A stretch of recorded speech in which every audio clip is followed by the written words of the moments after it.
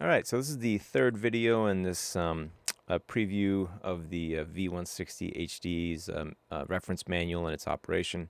So we're going to talk about video input and output settings. First is setting the system format. So if you go to the menu and you go all the way to number 24 system, you're going to see these options up here.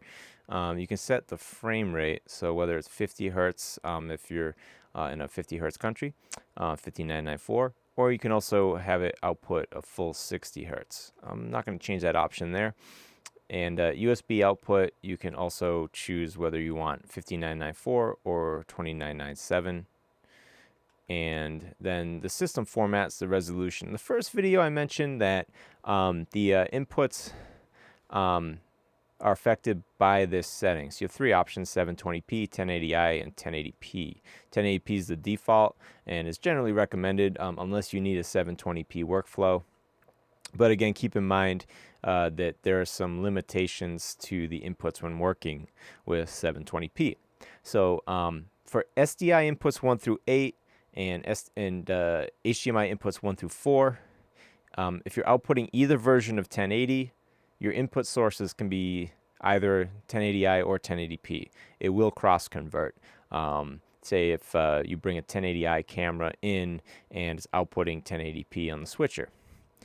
And if you're doing 720 though, all the sources need to be 720p. The exception is HDMI inputs 5 through 8. Those have scalers, so those will up or down convert the resolution to match the output. And if you do want to set a fixed input format for those scalers, you can go to video input, and you'll see they're marked off as scalar here. And you can go to the EDID setting, and you can either get it from the device internal, or you can force a particular setting on it if you have any sort of compatibility issue, or if you're trying to help the device decide. But I would say almost all the time you can just leave it on internal and you should not have any issues with that input. Next, we're going to talk about assigning video sources. Two ways to do this. The easiest way, and this is a new feature to the V-160HD, it's really cool, input assign, right? So if I hold down this button, you notice that my cross points no longer show program and preview. These, for cross points 1 through 10, allow me to cycle through the different available options. So I can create different shot configurations.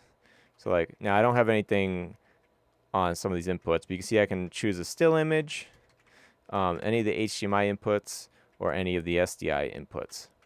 So you can go, the bottom button is to go forward, and then the top button is to go backwards. And so you can kind of assign your inputs quickly and create the setup that you need. So if you have all your cables plugged in for the event and you turn it on and you're like, I don't like that order in the multi-viewer, this button's your friend. It's going to make it really easy to assign those inputs. But if you prefer the menu route, go to number 1 here, video assign, and you can choose for those 10 inputs what is assigned to them.